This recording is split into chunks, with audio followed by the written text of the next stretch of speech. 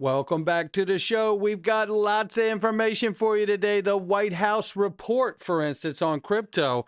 And how about this? Ripple tokenizing 19 trillion? Oh, we got that and so much more. Somebody roll that beautiful intro.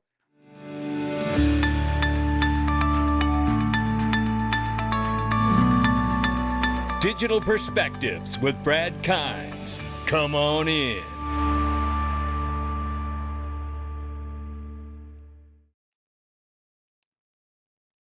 Welcome back to the show, ladies and gentlemen. You can follow us on X, YouTube, and DigPerspectives.com. Also, you can open up your free account today with Caleb and Brown, which, by the way, is a great platform if you're interested in being able to speak to a human being, ladies and gentlemen. Yeah, they have the best customer service, bar none. I call it white glove service because you can't find it anywhere else in the crypto space. Bar none, you can't find it. So listen, whether you want to speak to somebody about a technical issue, your passwords, account set up properly, or whether you want to talk to a prime broker about whether your market orders are set correctly so you don't get caught when that market gets going crazy and you know your market prices are already set and your orders will be filled. Listen, you get all the things, right? No hidden fees, no spreads, free institutional grade custody, one flat fee for trading. And I tell you, this level of human customer service is what allows you to have the best night's sleep you've ever had in your life, because not only do you get the multiple layers of security that you'd find on any exchange, but you also have the ability to set special restrictions on your account as well because of that tailored human customer service. Don't mess around. Go to Caleb and Brown, click the link underneath the video, or just go to XRPwealth589.com, XRPwealth589.com, and sign up today and start getting the best night's sleep you've ever had since you've been into crypto. Take a look at this. Crypto is about to get bigger than it ever has been in the world. The President's Working Group on Digital Assets Markets released a report, provides a roadmap to usher in the golden age of crypto. And yes, it does.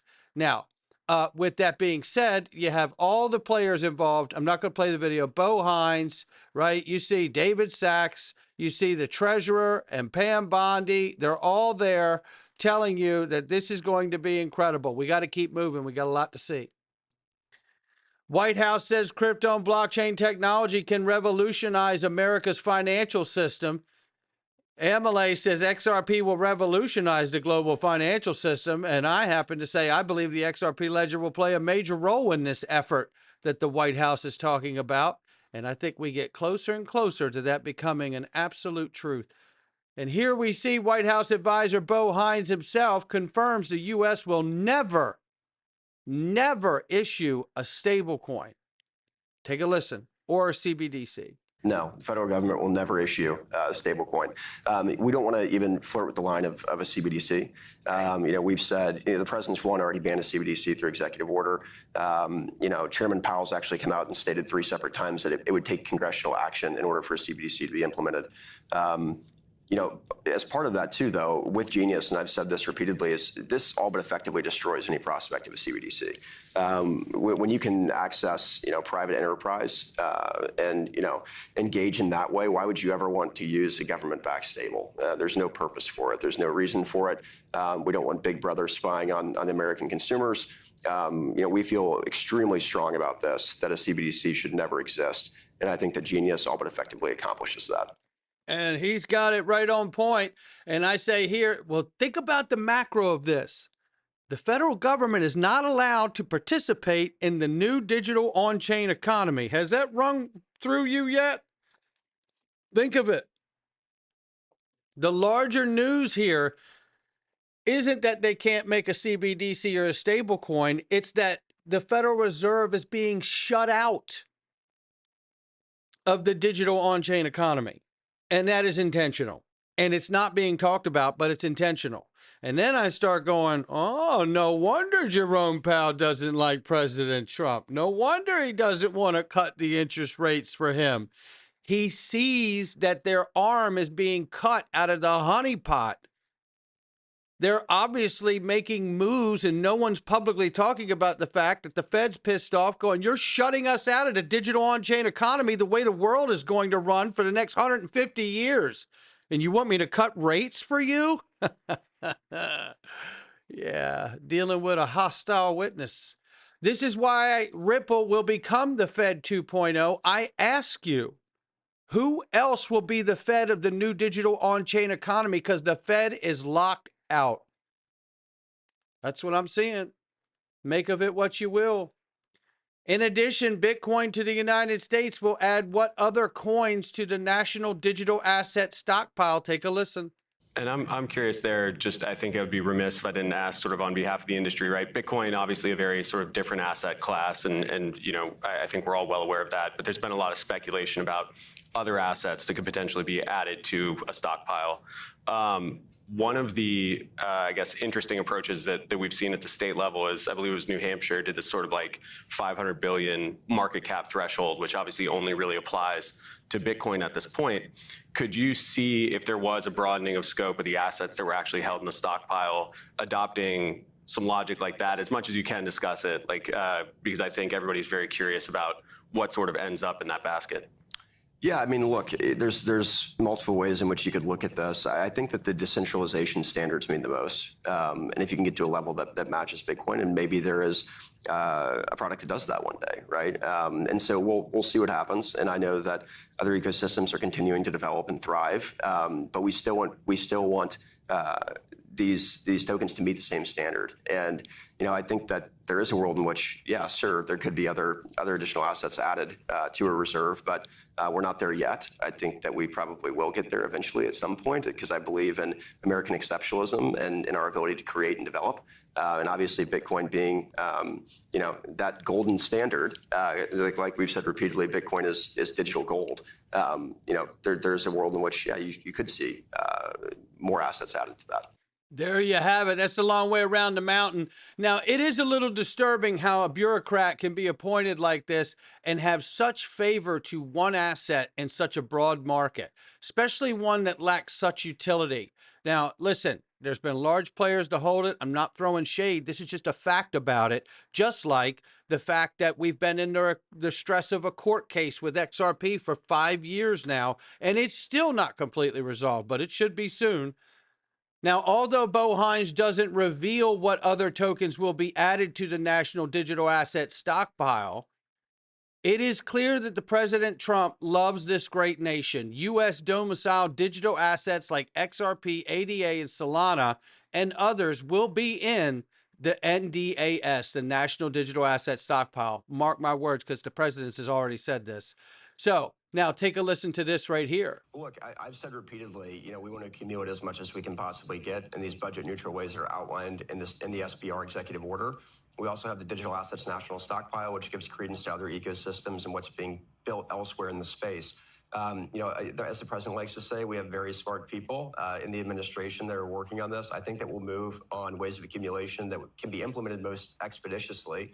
And I think that people will be very pleased with what we come up with. But I also encourage people just to understand that there's an infrastructure piece of this as well. And Treasury is working diligently on that, making sure everything's set up properly so that we can move forward in the best way possible. Well, there you go. And agreed, the U.S. will price control the digital assets they acquire just like they do oil, especially the U.S. domiciled assets that have utility. Think of it. Why would the government accumulate anything that doesn't have the promise of utility? If the government understands that they know that they're going to onboard trillions and trillions of dollars onto certain protocols, then it's a no-brainer for them to issue U.S. digital asset bond issuance for XRP, ADA, Solana, and others that will be used for utility reasons, because they know that that level of utility will price drive the asset in the protocol, which means it makes sense that they could open up a bond issuance for those assets. And instead of taking the assets or paying for the assets, they can sell bonds and acquire the assets in a neutral way, but also allows the consumer and U.S. citizen to win with the U.S. government as they acquire these assets. And then obviously the ones that they target and acquire, they realize will be very important for the next several decades.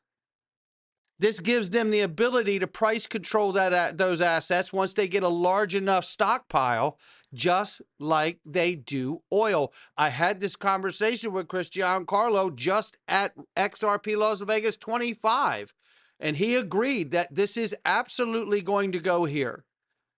Buckle up, ladies and gentlemen, because when that moment happens that the U.S. Treasury is issuing digital asset bonds, this market is going to be incredibly large. I mean, incredibly large. Oh my God, I can't even guess how big. Here is some of what was highlighted in the report. And this speaks through the Bitcoin strategic reserve and U.S. digital asset stockpile. Two things I want to read out of here. It's all important, but the first one above the green circle here, the Bitcoin in the reserve will generally not be sold and will be maintained as a reserve asset of the United States, utilized to meet governmental objectives in accordance with applicable law. And Treasury and Commerce will develop strategies that could be used to acquire additional Bitcoin for the reserve in ways that are budget neutral and do not impose incremental costs on the United States taxpayer. This is why I tell you they're holding it back, but they're going to do a U.S. digital asset bond issuance. And they should do Bitcoin too, because it's obvious to me that if they're going to adopt Bitcoin in the strategic reserve, that it is a U.S. government-made PSYOP. That asset is made by three-letter agencies and the U.S. government. We've been over it, but that don't mean I won't hold it. As long as it's working and BlackRock's holding it, well, then watch out. And Brad's going to want it too, right? I'm here to make money. I don't have the numbers in front of me. Is XRP, this is David Schwartz's response, which is absolutely remarkable. Shout out to David. Hiram says, is XRP still essential for Ripple? I can't even believe he asked it. We hear a lot about RLUSD, but almost nothing about XRP anymore. David simply says this: I don't have the numbers in front of me, but I'm pretty sure XRP's use as a bridge in Ripple payments dwarfs every other asset. I'm just going, can I one more time with that one? I don't have the numbers in front of me, says David Schwartz, but I'm pretty sure XRP's use case as a bridge in Ripple payments dwarfs every other asset. He goes on to say, I think stable coins win for collateral use cases. Volatile collateral is annoying. And edge use cases, volatility at the on and off ramps is also annoying. For almost everything else, I still think digital assets work better unless you're risk averse. You'd probably prefer to hold most top tier digital assets over cash. I also think that the more use of the XRP ledger for real finance use cases will translate to more utility and value for XRP. XRP has a privileged place on the XRP ledger and is not as likely to get worked around as, say, ETH has been.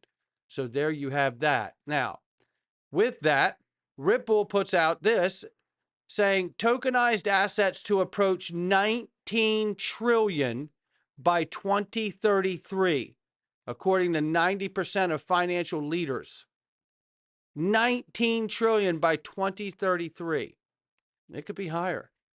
And that would explain why Ripple is now seeking to hire a vice president of partnerships focused on institutional decentralized finance for its RippleX division. So this is the incubator side of the company is the way I look at it. And basically they're putting this vice president in there to see if they can't make early connections with some of the institutional clients that are coming through the RippleX camp and Apex. I think this is a brilliant strategy right here. I really do. Now, with that being said, remember, banks can be up and running with XRP in just weeks. So now we know we're getting the legislation we need. We know we're getting the embrace that needs to happen. So understand that this can come together very quickly. Take a listen. And this is Ripple discussing this. Should be quite comfortable for you. How long is the implementation process to get started with Ripple? Yeah, so typically we look at about a 2 to 3 month basis from start to finish. A lot of that is part of the onboarding process. So we go through a credit review process. We then have an onboarding process. That's relatively straightforward. In terms of the technical integration side, it can take between, I'd say, probably 1 to 2 months. That includes things like testing, integrating into the system, and just general process. I think the fastest one I've ever done was probably a 3-week implementation, which was very fast. And probably the slower ones hit that sort of 3-month mark. But it's as fast as you can put resources into making it happen. And we're here to support that. There you have it. It can be as fast as 3 weeks and as long as 2 to 3 months, which is still fast. Now let's get to this. The Whitehouse crypto report, ladies and gentlemen. And this is it right here. And just so you know, I went through, Ripple's mentioned twice, but it is in reference material. As Sheila Chiang, Ripple CEO, says, more crypto firms may leave the U.S. due to confusing rules. This is all being cited as materials to support the findings in the crypto report. Then there was also, because I know we're interested in finding out what it said. How many times was Ripple mentioned? Was XRP mentioned? XRP was not mentioned. But Ripple is mentioned here and listed here, you can see, right, along with many others. So there you see us in the stack. We're there, baby. It's in there. And they keep us quiet because they know we have a very big role to play. But you know who got a real big focus? Ondo Finance. Yes, they did. Shout out to Cowboy Crypto here for bringing it out to the surface. Yeah, traditional financial assets, tokenization. It's all tied in. They got all the stacks, right? Third-party oversight, assets in custody, smart contracts, price, feeds, all of it. Ondo's got it. They're sitting right in the middle of it, and that's how they tokenize you on the other side. There it is. I have said it over and over and over again. Ondo Finance is tokenizing the U.S. debt on the XRP ledger, which means they're tokenizing U.S. bonds in conjunction with BlackRock on the XRP ledger. It's not a guess. It's not hype. It's actually happening in real time. And that is the greatest unofficial endorsement that the XRP ledger is going to be adopted, I believe, not only as a national payment layer, but an international payment layer. And soon enough, we'll hear them say it, and they won't be afraid to not say it anymore. But it may just take legislation and a few other things to drop before that moment happens. But I believe it's coming. Not financial advice from me or anyone else. We're going into the Freedom Zone, ladies and gentlemen, and you're going to want to come in there and join us today. Oh, boy. First of all, we're going to follow up this conversation about crypto and what is coming for XRP. And we're also going to tackle the insider trading on Capitol Hill. And we're also going to go back down the rabbit hole of RFK Jr. and what he has found as the head of the HHS and how they plan on fixing it. Not financial advice from me or anyone else. We're going inside the Freedom Zone. Come on in.